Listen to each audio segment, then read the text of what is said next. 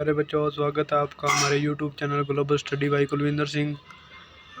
आज हम टिग और मिग वेल्डिंग से बचा हुआ टॉपिक पढ़ेंगे। तो इसमें हम ज्वाला के दोष व समाधान और आगे पढ़ते हैं। अगर आपने अभी तक हमारा चैनल सब्सक्राइब नहीं किया है तो जल्दी जाएं, सब्सक्राइब बटन पर क्लिक करें ताकि जो भी वीडियो हम अपलोड करें वो आप तक पहुंच जाए। ज्वाला के दोष व समाधान। ज्वाला का टूटना।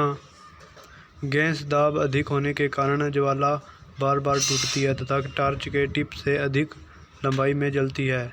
गैस के दाब को कम करने से यह दोष दूर हो जाता है। आगे है ज्वाला साइज का छोटा बड़ा होना। गैस वेल्डिंग में हम टॉपिक पढ़ रहे थे तो उससे बचा हुआ टॉपिक जो हम शुरू कर रहे हैं। ज्वाला साइज का छोटा बड़ा होना। प्रेशर रेगुलेटर के सही काम न करने के कारण दोनों गैसों के प्रेशर में असमानता आ जाती है। यह दोष सिंगल स्टेज रेगुलेटर्स में मिलता है, इसलिए इनके स्थान पर डबल स्टेज रेगुलेटर का प्रयोग करें। बैकफायर। बैकफायर क्या होता है? जब ज्वाला तेज़ आवाज़ के साथ बंद हो जाए। इसके कारण टिप का अधिक गर्म होना, गैस का प्रेशर कम होना, टिप जॉब के बिल्कुल नज़दीक होने से इनका निवारण करके यह दोष दूर हो जाता है। फोर्थ पे है हमारा ज्वाला का कांपना। इसमें ज्वाला हिलती हुई जलती है। ऐसा होज पाइप में पानी आने से होता है। वेल्डिंग टार्च को होज पाइप से निकालकर गैस के बल्ब को खोलने से होज पाइप में रुका पानी बाहर आ जाएगा। फिफ्थ पे है पॉपिंग। पॉपिंग क्या होता है? इसमें ज्वाला में पिट पिट की आवाज़ आती है तो गैस की सप्लाई कम होने से यह दोष आता है।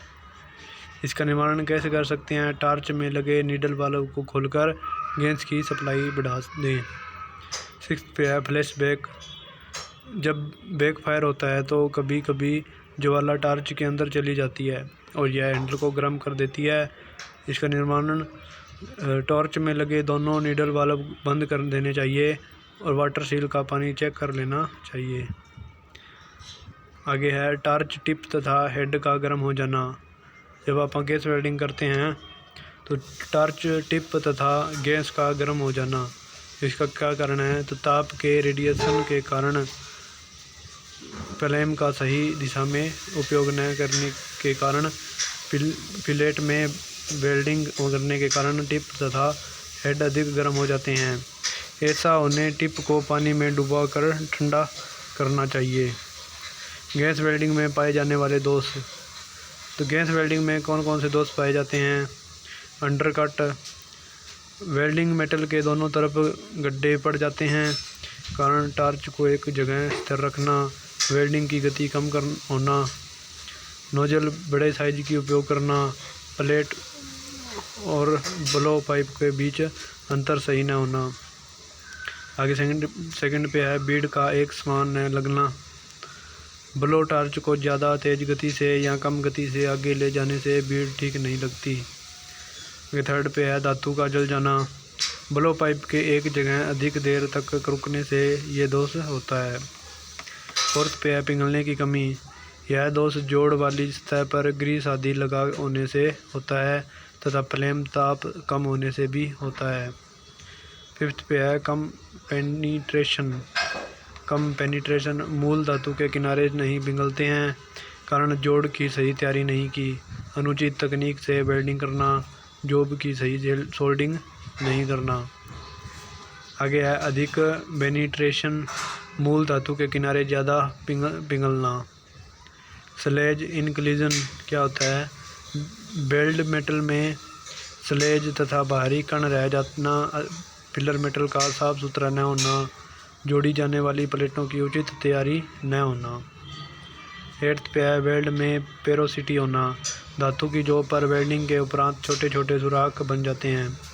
इसका कारण क्या है? फ्लक्स का उचित प्रयोग न करना, गंदी फिलर रोड का प्रयोग करना, ब्लो पाइप की बैक फायरिंग। 9 नंबर पे है जॉब में टेढ़ापन आना।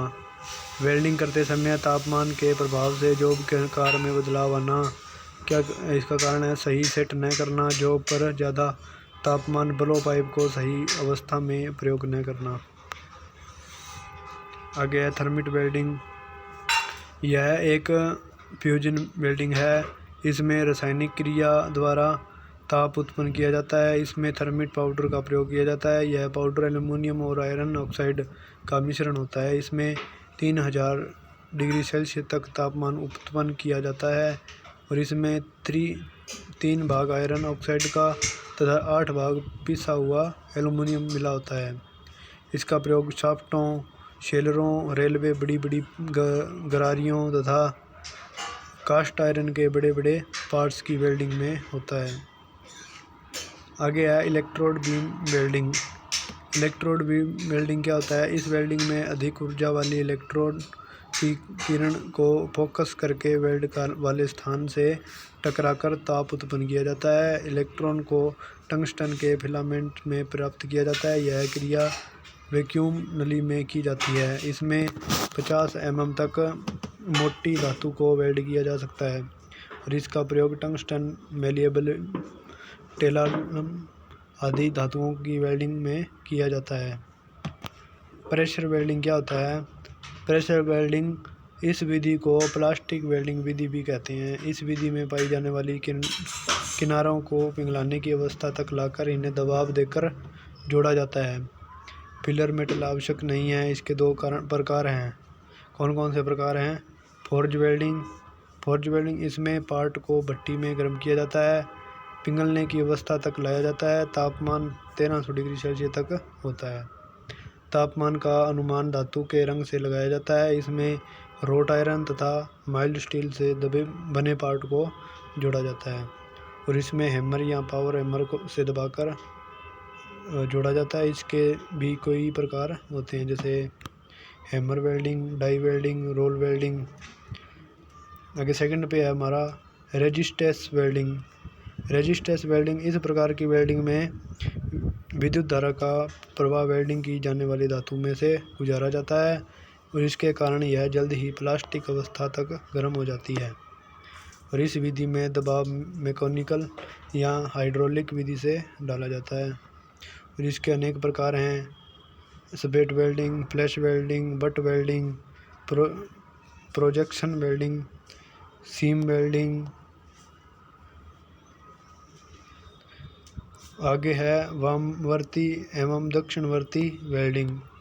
वामवर्ती क्या होता है? Leftward welding. तो इस तकनीक को फॉरवर्ड या फोरहेड वेल्डिंग भी कहते हैं। इसकी निम्न विशेषता है: ब्लो पाइप वेल्डिंग को पिलर रोड से पीछे तथा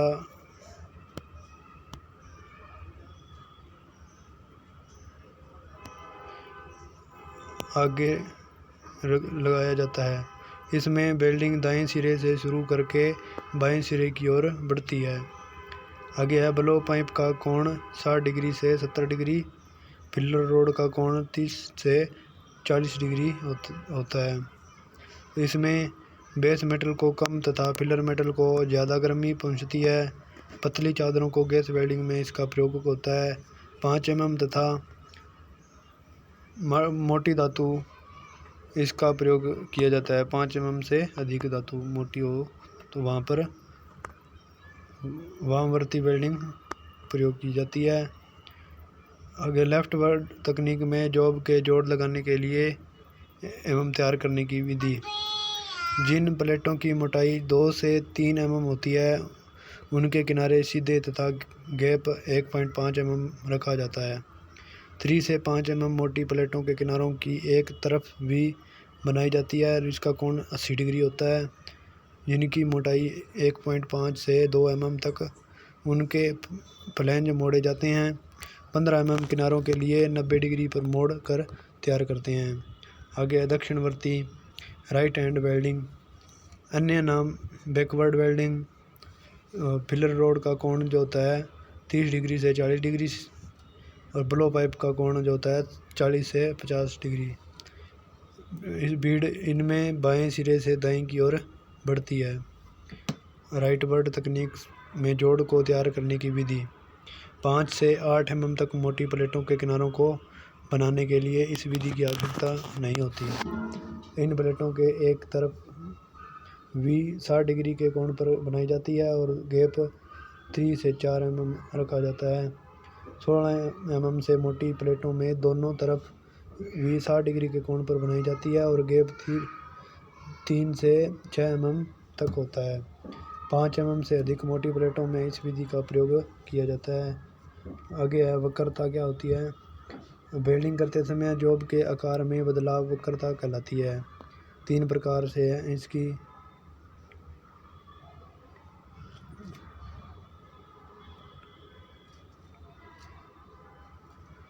फर्स्ट पे है लॉन्गिट्यूडिनल डायमेंशन डिस्ट्रोकेशन, इसमें लंबाई कम हो जाती है। सेकंड पे है जॉब के किनारे अंदर की ओर बेंड हो जाते हैं। थर्ड पे है टी जोड़ में होती है और एक तरफ कोण ज़्यादा एक तरफ कम होता है। नेक्स्ट जो टॉपिक रहेगा हमारा ऊष्मा उपचार रहेगा, हीट ट्रीटमेंट। ये टॉपिक आप देखना न भूलें, हम नेक्स्ट वीडियो जल्दी अपलोड करेंगे। धन्यवाद हमारी वीडियो देखने के लिए।